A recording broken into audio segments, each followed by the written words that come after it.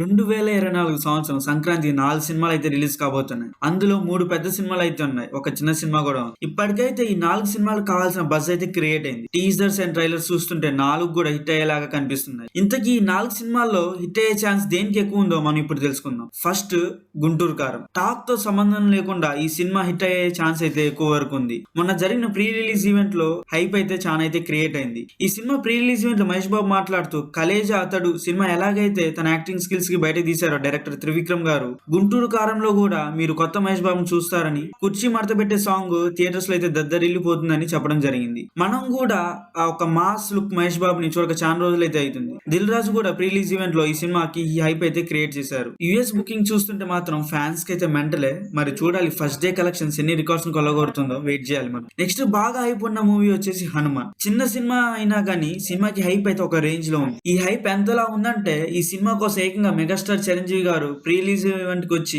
హనుమాన్ తో తన life journey అందరికి చెప్పడం జరిగింది. హనుమాన్ సినిమాకి సరిపోయిన స్క్రీన్స్ ఇవ్వట్లేదని ఇంటర్నెట్ లో డిబేట్లు అయితే జరుగుతున్నాయి. చిన్న సినిమాని ప్రోత్సహించాలనే ఉద్దేశంతో మన మెగాస్టార్ గారు ప్రీ రిలీజ్ ఈవెంట్ కి వచ్చి వాళ్ళని ఆశీర్వదించడం జరిగింది. 3 పెద్ద సినిమాల మధ్య చిన్న సినిమాని భయపడాల్సిన అవసరం లేదని, కంటెంట్ ఉన్నోడిదే గెలుపు అని చెప్పడం జరిగింది. నాకు ఇప్పటికి బాగా గుర్తుంది, ఒక సంక్రాంతికి తనతో పాటు పెద్ద సినిమాల హీరోలు పోటీ పడుతుంటే అదే సమయంలో దిల్ రాజు సినిమా శతమానం భవతి కూడా రిలీజ్ అయింది. అప్పుడు నేను దిల్ రాజుతో ఈ టైంలో ఈ సినిమా మాతో పాటు పోటీ ఇవ్వగలదని నేను అడిగితే అప్పుడు దిల్ రాజు గారు ఈ శతమానం భవతి సినిమా పై మాకు చాలా నమ్మకం ఉంది, ఖచ్చితంగా ప్రేక్షకులను ఆదరిస్తుందని నమ్మకంతో దిల్ రాజు ముందుకు రావడం జరిగింది. ఆ సినిమా ఎంత పెద్ద హిట్ అయిందో మనందరికి తెలుసు. కాబట్టి కంటెంట్ ఉన్నోడిదే గెలుపు, వాళ్ళని ఎవరు ఆపలేరు. ఈ సినిమా ఖచ్చితంగా హిట్ అవ్వాలని కోరుకుంటున్నానని చిరంజీవి గారు అయితే చెప్పడం జరిగింది. పెద్ద సినిమా హీరోల కంటే ఈ సినిమా బ్రేక్ ఈవెన్ అయ్యే అవకాశం అయితే ఈజీగా ఉంది. ఎందుకంటే దీని బడ్జెట్ అయితే చాలా తక్కువ ఉంది అండ్ విజువల్స్ అయితే చాలా ఎక్స్ట్రాడినరీ గా ఉన్నాయి. ఈ సినిమాలో జస్ట్ యావరేజ్ టాక్ వచ్చిన చాలు సినిమా అయితే హిట్ అయ్యే అవకాశం చాలా వరకు అయితే ఉంది. హిట్ టాక్ వస్తే మాత్రం ఈ సినిమాని అయితే ఎవరు కూడా ఆపలేరు. మరి చూడాలి ఈ సినిమాకి రిజల్ట్ ఏమవుతుందని. నెక్స్ట్ మూడో సినిమా వచ్చేసి